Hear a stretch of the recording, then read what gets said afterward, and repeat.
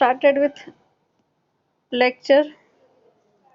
In previous lecture, we studied the aphorism number 124 to 127.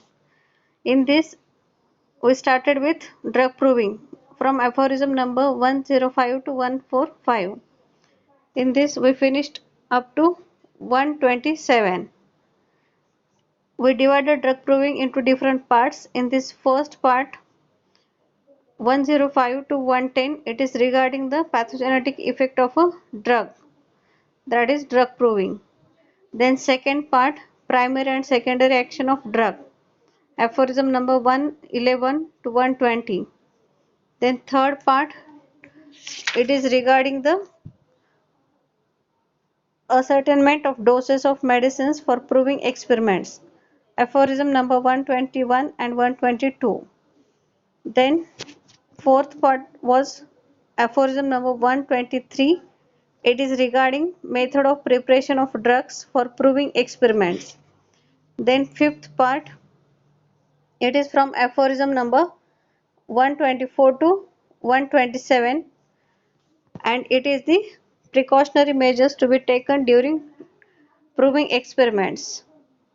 Now we start with sixth part, that is aphorism number 128 to 132, that is regarding how to conduct the drug proving. And in this, before starting aphorism number 128 to 132, we first revise the aphorisms, that is 124 to 127, regarding the precautionary measures to be taken during the proving experiments. In this, first we see the aphorism number 124. It is regarding the precautionary measures to be taken during regarding the medicines, and in this Dr. Honeyman explains about the every medicinal substance must be employed quite alone and perfectly pure without the admixture of any foreign substance and without taking anything else of a medicinal nature the same day, not yet on the subsequent day, not on the all the during the time we went to observe the effect of the medicines. So these are the precautionary measures taken regarding the medicines while proving experiments. Then secondly, in 125, Dr. Honeyman gives advice for the diet of prover. What should be the diet of prover? And in this, the second part of these 124 to 127, it is regarding the prover. What should be the precautionary measures that should be taken regarding the diet and the regimen of the provers? And in this, Dr. Honeyman explained the different points. In this first point is, during the whole period of experiments, the diet of the prover must be strictly regulated. It should be as much possible destitute of spices, of roots and all salads and herb soups. The diet should be of a purely nutritious and simple character.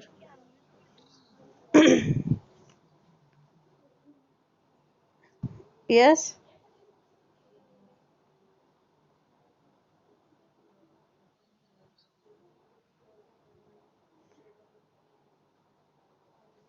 Okay, 1 minute.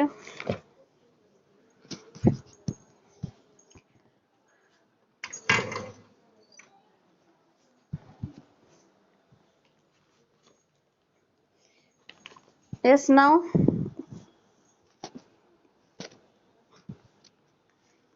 can you listen properly?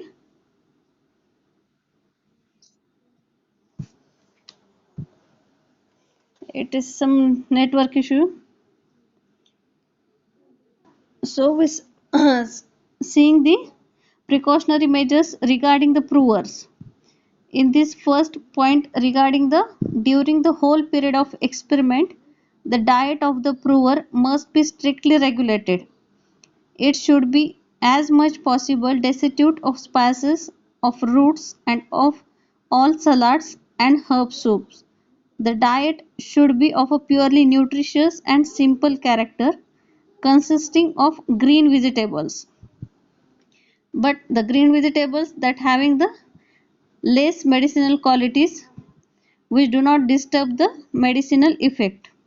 Then second one, the prover must either he not be in the habit of taking pure wine, brandy, coffee or tea, or he must not totality abstain for a considerable time previously from the use of these injurious beverages, some of which are stimulating, others medicinal.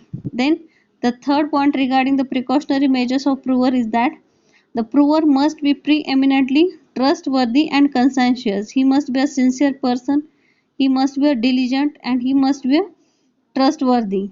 Then next point is during the whole period of the proving he must avoid all overexertion of mind and body, all sorts of dissipation and disturbing passions.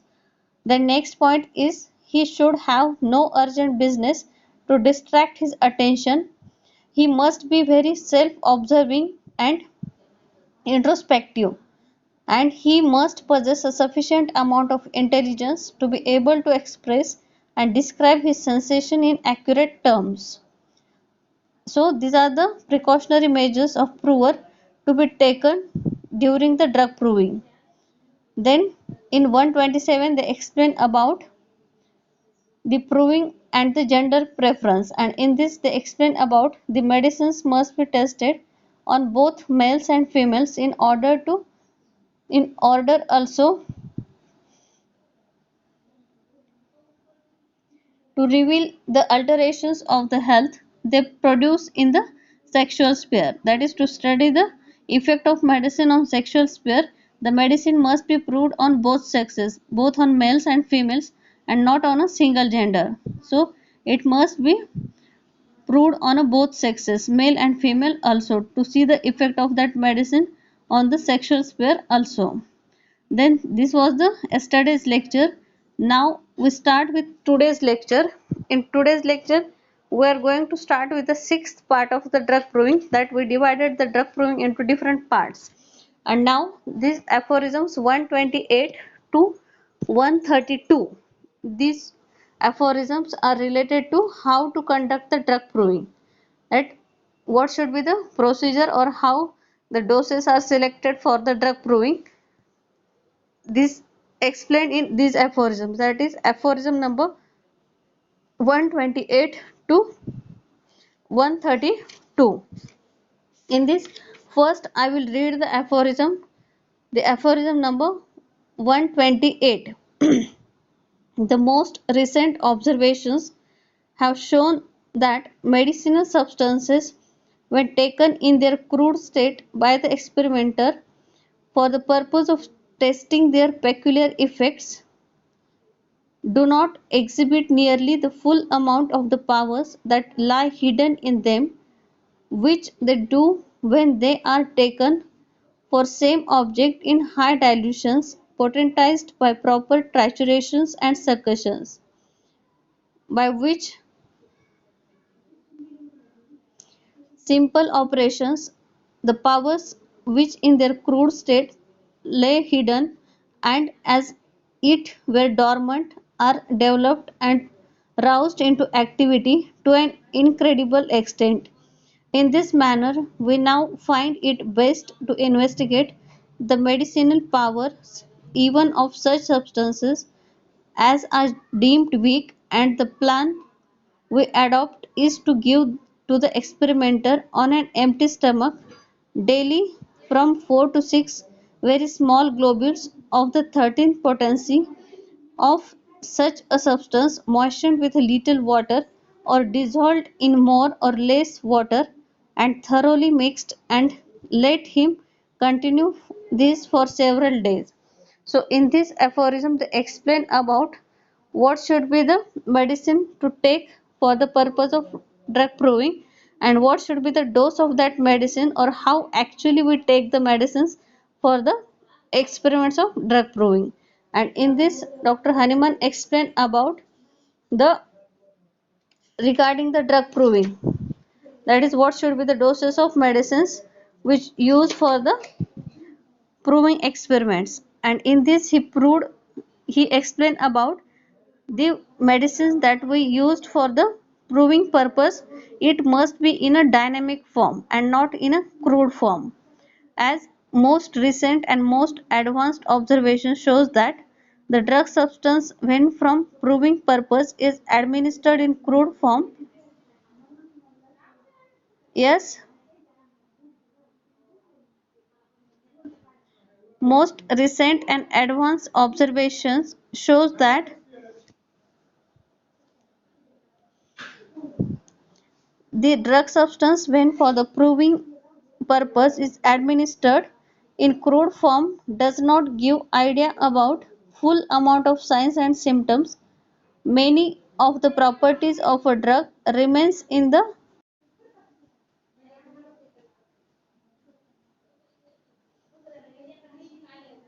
dormant or hidden form. So the drug to be proved should be in the dynamic form.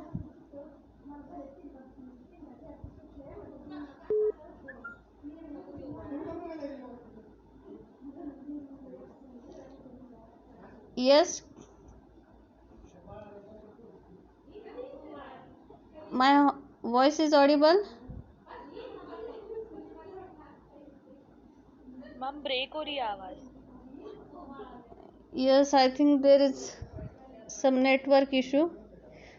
So please listen. I will share the link of recording. Yes, I will record on the same time. If anything is missing, please listen afterwards.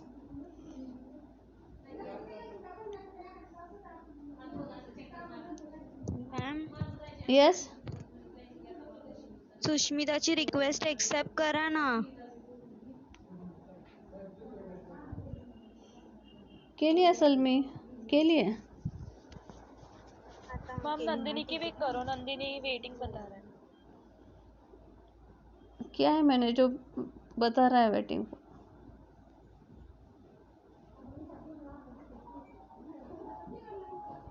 Okay, if you cannot hear properly, I will record on the same time. I will share the link. Is it okay? Okay ma'am. Okay.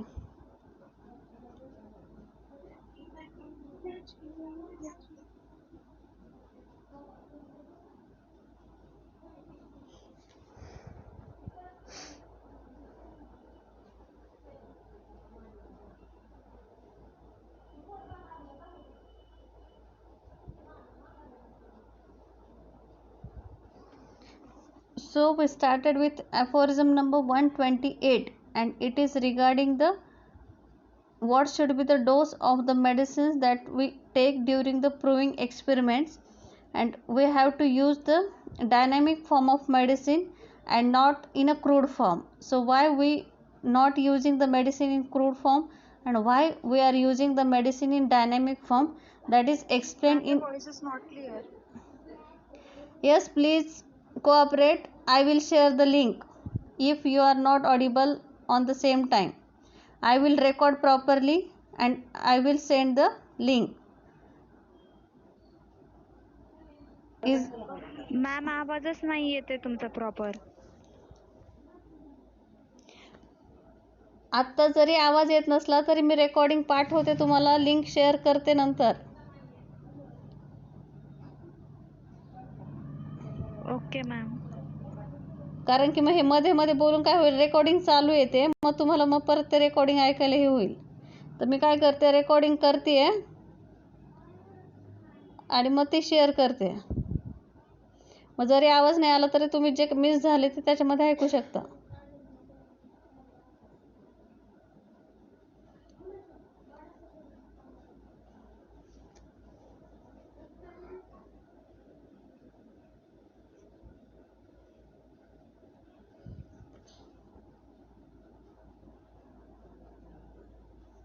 So in aphorism number 128, Dr. Hahnemann explained about the most recent and advanced observations shows that the drug substance when for a proving purpose is administered in crude form does not give idea about full amount of signs and symptoms.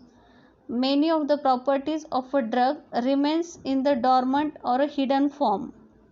That is, when we prove the drug in crude form, it does not give the full idea about the signs and symptoms, and many of the properties of drug that remains in a dormant or a hidden form, that do not show its full effects when we use in a crude form. So the drug to be proved should be in a dynamic form. Those medicinal substances which are weak in their crude form, dynamic properties can be aroused into activity by dynamization. That is, the substances which are inert or very weak in their crude form, but when we convert them in a dynamic form by the process of dynamization, that is potentization, by the succussions and triturations, then it gives its full effects, and such proving substances should be given to the provers on an empty stomach daily from 4 to 6 very small globules of the 30 potency. Such a substance moistened with little water and thoroughly mixed, and should be continued for few days. So this is the dose of a medicine that is used for the process of drug proving, that is on an empty stomach daily from 4 to 6 very small globules of 30 potentized medicines, dilutions of such substance that is moistened with little water, dissolved in more or less water or thoroughly mixed, and let him continue for several days. That is, you have to use for the proving purpose, that is medicine must be used in a dynamic form that having the 30 potency, and that's the globules, that is 4 to 6 globules every morning, that is on an empty stomach daily you have to take the 4 to 6 globules, that is of 30 potency, and that should be moistened with a water, and that is to continue for several days. So this is the dose of the medicine for the drug proving, that is 4 to 6 globules empty stomach in every morning of 30 potency moistened with a water, and it should be taken for several days. So this is the dose of a medicine that is described in aphorism number 128 for the purpose of drug proving. And in this they also explain the second most point, that is the medicine must be in a dynamic form and not in a crude form, as the crude form medicine do not show its whole effect of full amount of signs and symptoms, and many of the properties may remain in a dormant or a hidden form. So the medicine must be used in a potentized form. Then we shift toward the next aphorism, that is aphorism number 129. And in 129 Dr. Hahnemann explained, first I will read the aphorism number 129. It is regarding the what if the result from such a dose is slight. In this aphorism number 129, if the effects that results from such a dose are but slight, a few more globules may be taken daily until they become more distinct and stronger, and the alterations of the health more conspicuous, for not all persons are affected by medicine in an equally great degree. On the contrary, there is a vast variety in this respect, so that sometimes and apparently weak individuals may be scarcely at all affected by moderate doses of medicine known to be a powerful character, which he is strongly enough acted on by others of a much weaker kind. And on the other hand, there are very robust persons who experience very considerable morbid symptoms from an apparently mild medicine, and only slight symptoms from stronger drugs. Now, as this cannot be known beforehand, if it is advisable to commence in every instance with a small dose of the drug, and where suitable requisite to increase the dose more and more from day to day. So this is the aphorism 129, and in this what Dr. Hahnemann explained, it is advisable to commence in every instance with a small dose of a drug, and where suitable and requisite to increase the dose more and more from day to day. That is, since we doesn't know beforehand if the prover is weak, strong physically, that is the what should be the dose. And in this Dr. Hahnemann explained that we have to start with a 30 potency, and if the 30 potency is not acting, if the prover is a robust person, in that case we have to increase the potency, that is we have to start with a small dose, and after this where the suitable and requisite to increase the dose more and more from day to day up till now the symptoms are reoccurred.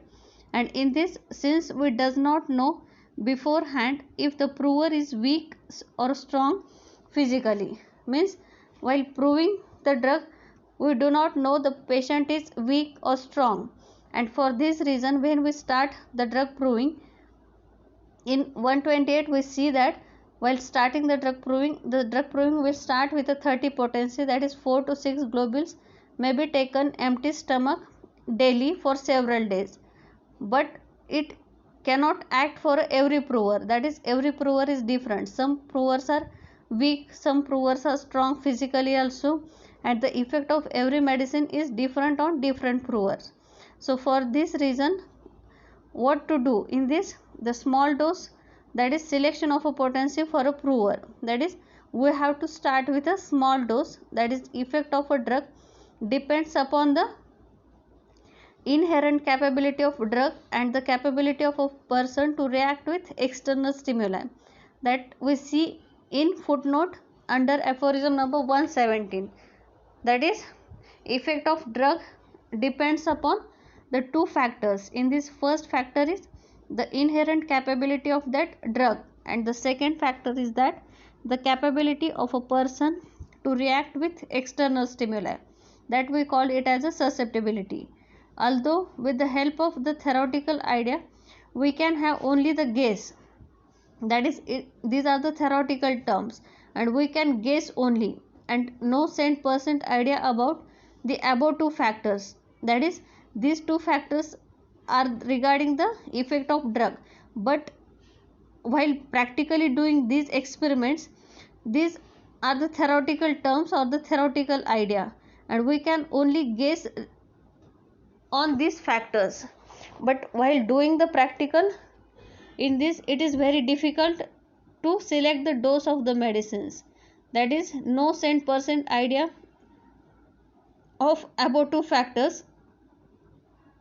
So drug substance in a dynamic form should be in a low potency and gradually ascends the potency. So we have to start with a small potency and day by day we have to increase the potency up till we see the symptoms on a patient, signs and symptoms in the patient.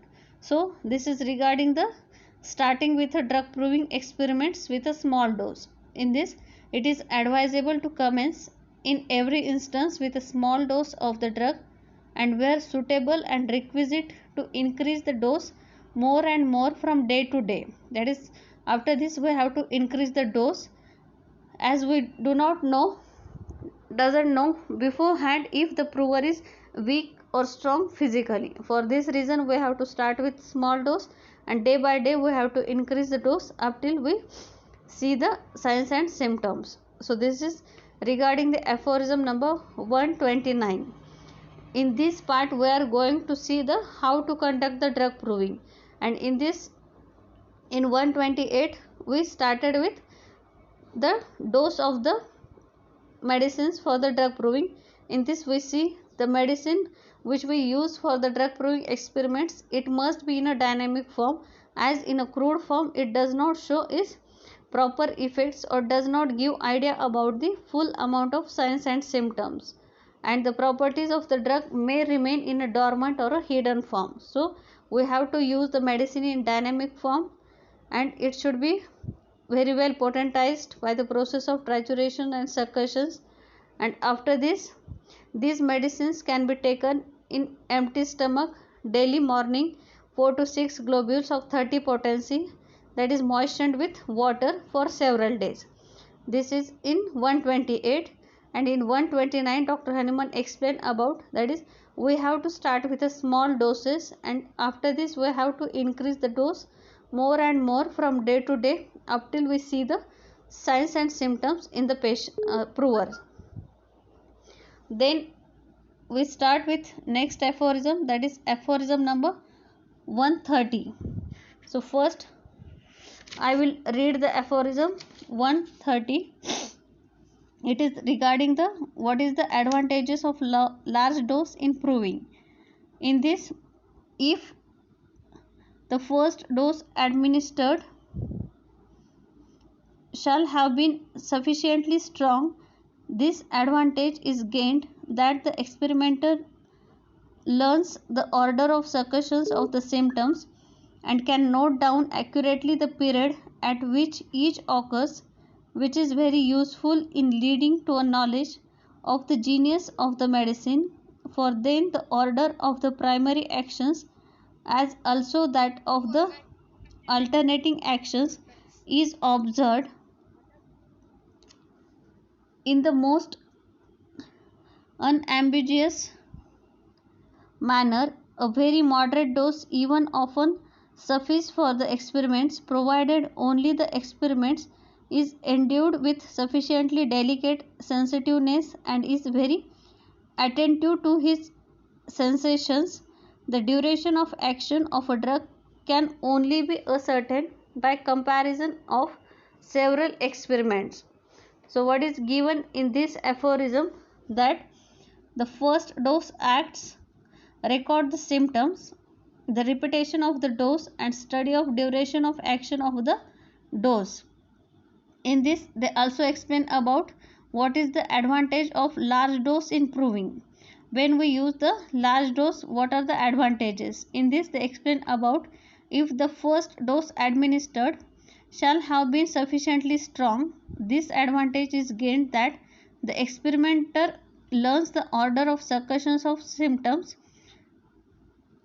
and can note down accurately the period at which each occurs, which is very useful in leading to a knowledge of the genius of the medicine, and then the order of the primary action as also that of the alternating action is observed in the most ambiguous manner. In this they also explain about the moderate dose, that is, if the prover is sensitive, that is, a very moderate dose even often suffice for the experiment, provided only the experimenter is endued with sufficiently delicate sensitiveness and is very attentive to his sensations. The duration of the action of a drug can only be ascertained by comparison of several experiments. So in this aphorism, that is 130, it is explained about the, that is, first dose that acts, record the symptoms.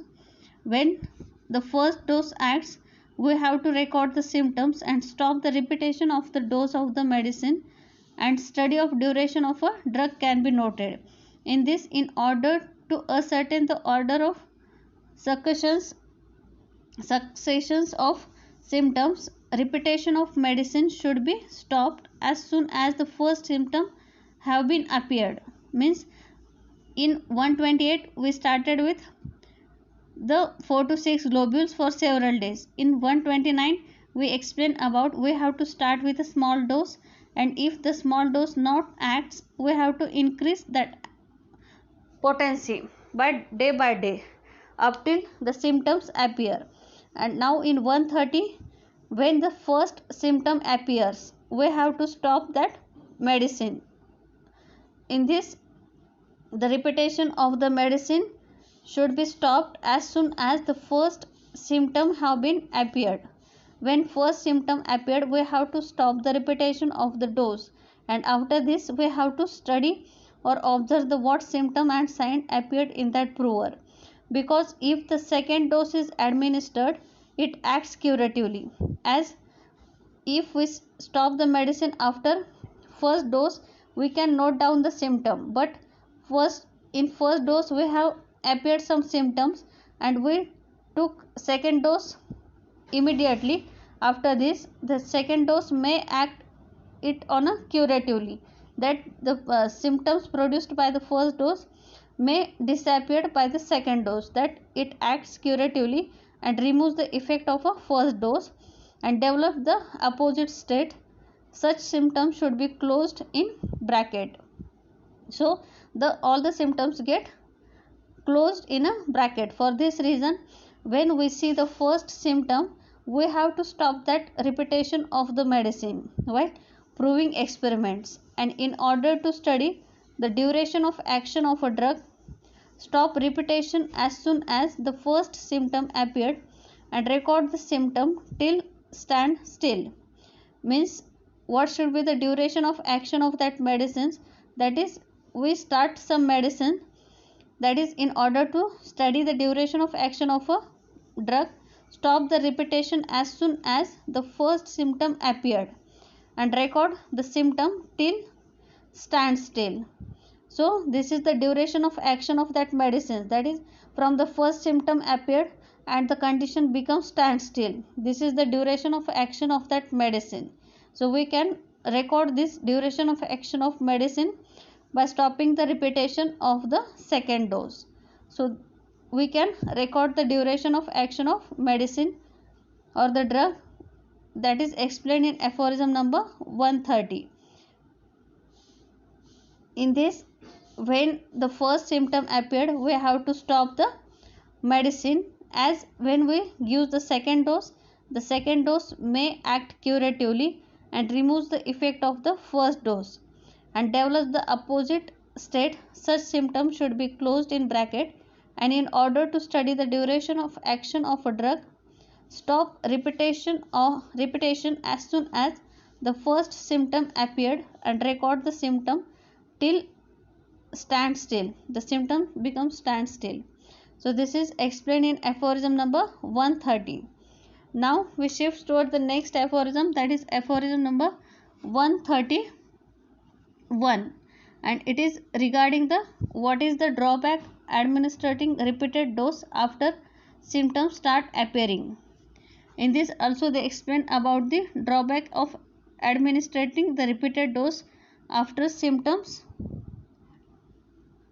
appearing. In this, after recording the first, I will read the aphorism. We do not ascertain their order of succussions, and the subsequent dose often removes curatively some one or other of the symptoms caused by the previous dose or develops in its stead an opposite state. Such symptoms should be enclosed in bracket to mark their ambiguity until subsequent purer experiments show whether they are the reaction of the organism and secondary action or an alternating action of this medicine.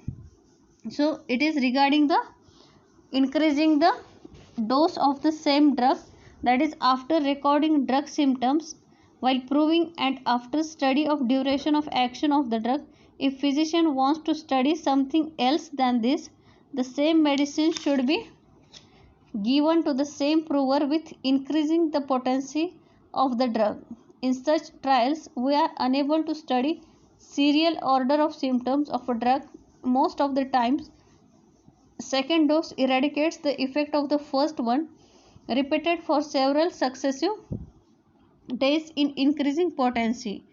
So what is explaining in aphorism number 131? It is regarding the after recording the drug symptoms while proving, means after we record the drug symptoms while proving and after the study of duration of action of the drug, means we have to record the drug symptoms also and we record the duration of action of the drug also. And if the physician wants something more than this, then he wants to study something else than this, the same medicine should be given to the same prover with increasing the potency of the drug. Means after the completion of duration of action of that medicine, he has to give the medicine in an increasing potency to that same prover with the same medicines.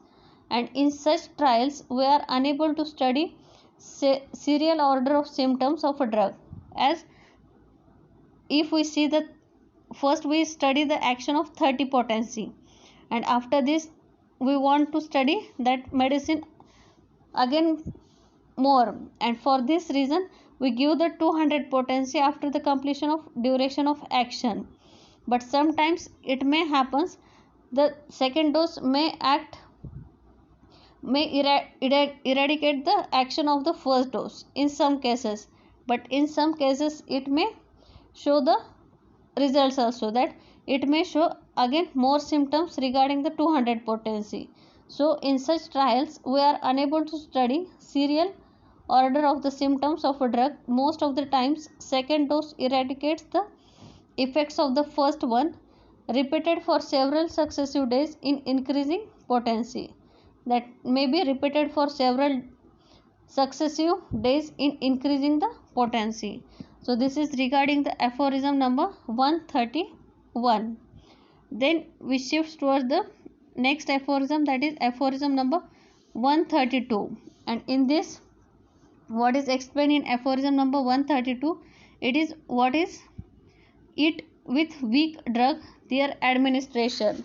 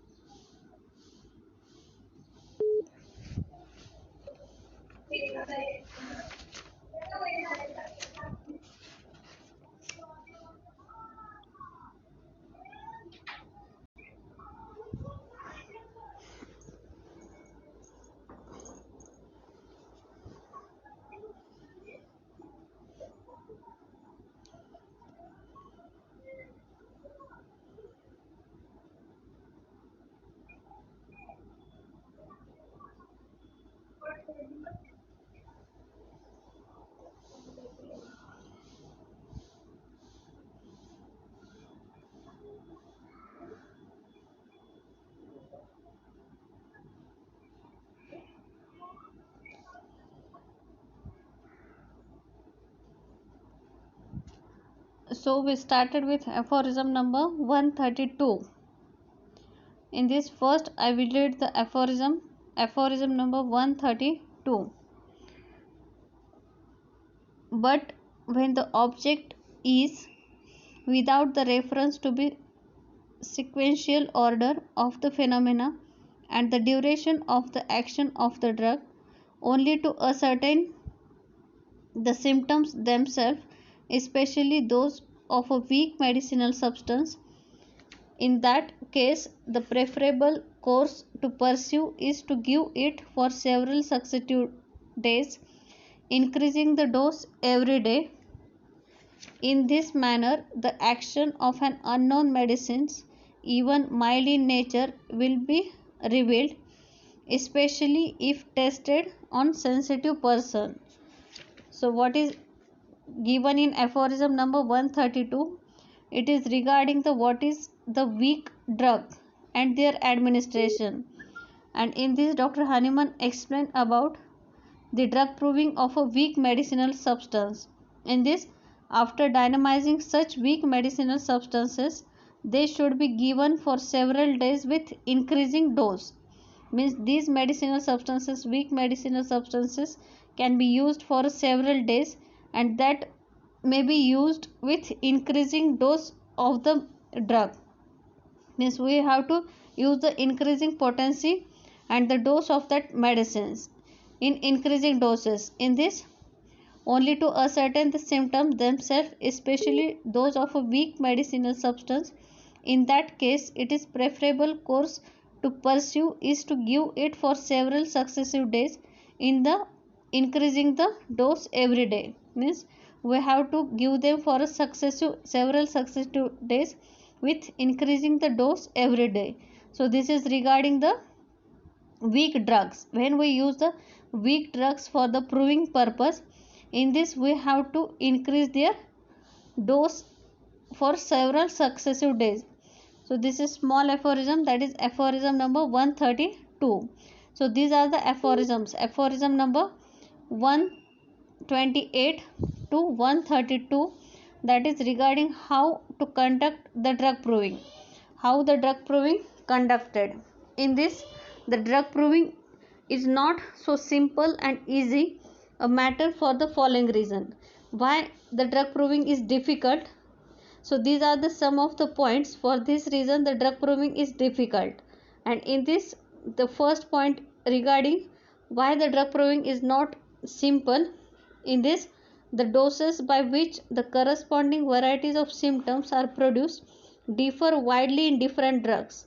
Means what doses we have to choose and what doses may act on different provers, and regarding the different drugs, that is the doses by which the corresponding varieties of symptoms are produced differ widely in different drugs. Means different drugs may produce the different substance in different doses. So it is the matter of reason that drug proving is not simple. Then also the second point is regarding the susceptibilities of different provers to the same drug is very different, and the degree of susceptibility which each prover possesses to be learnt only by experiment.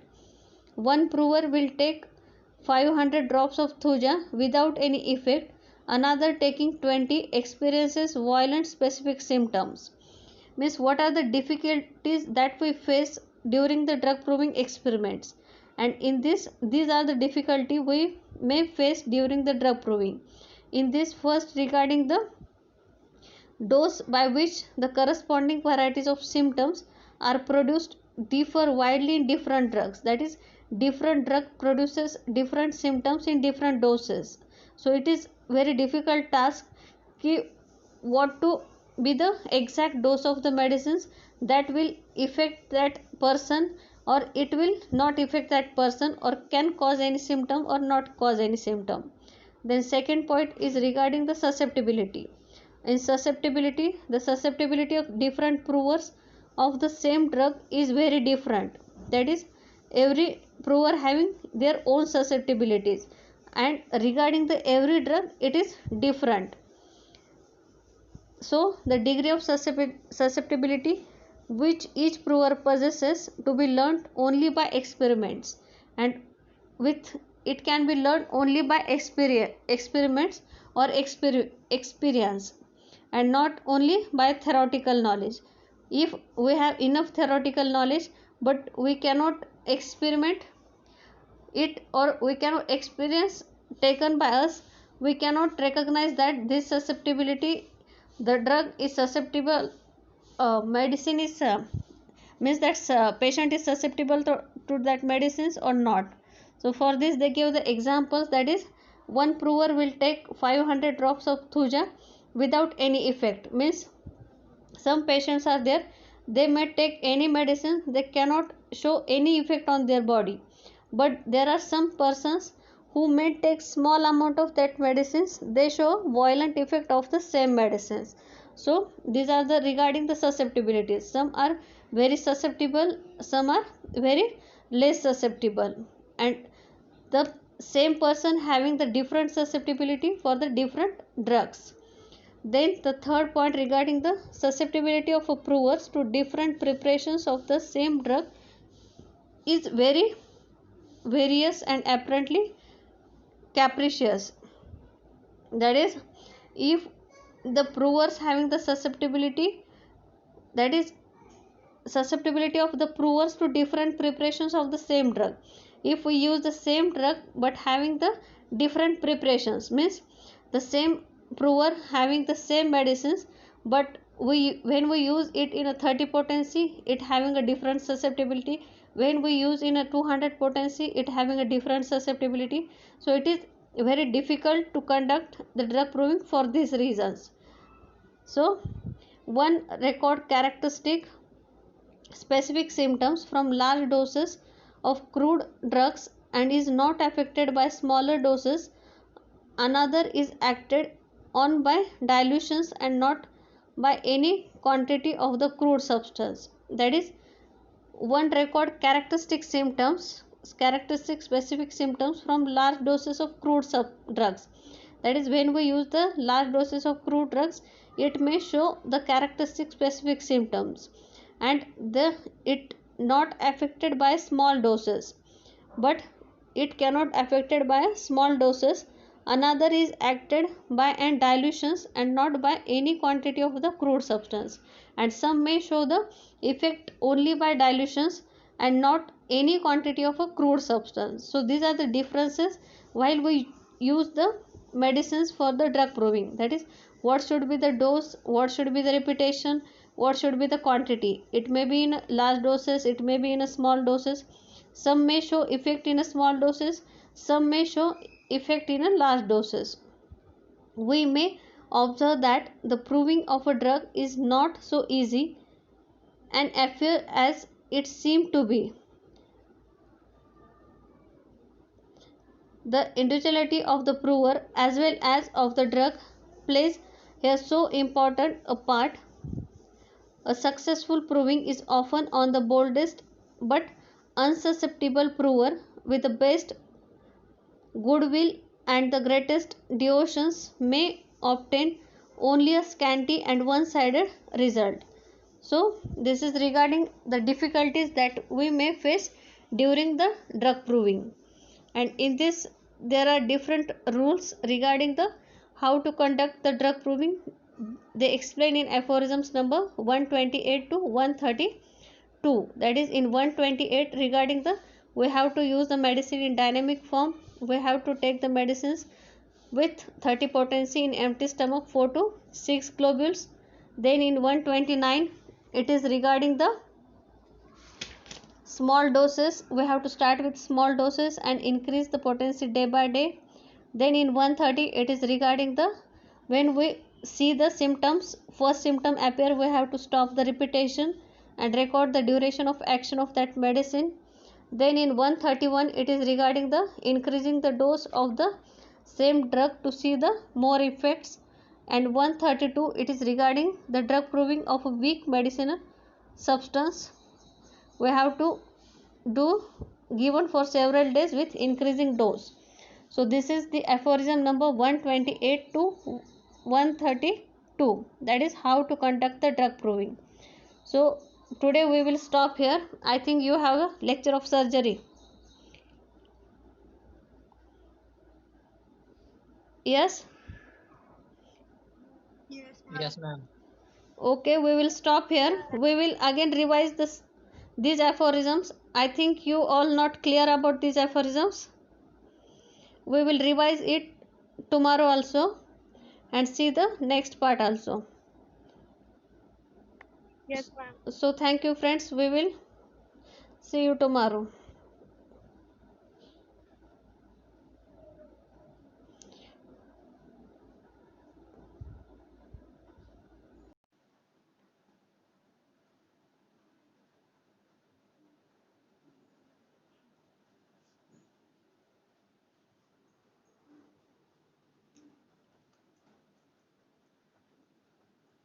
In this there remains the rules for an exhaustive proving of drug. In this we must prove the drug both in dilutions and in massive doses. Means we have to prove the medicine both in dilutions also and in massive doses also. The proving should be commenced with dilutions and high dilutions should be employed until satisfactory evidence is obtained that the prover is not susceptible to their action. We thus obtain one of the unknown quantities of our problem, the measures of the susceptibility of the prover.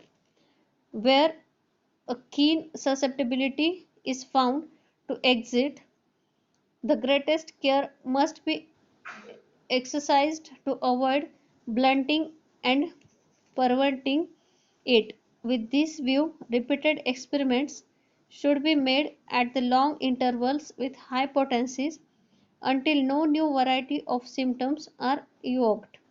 Then, after a long period of non medical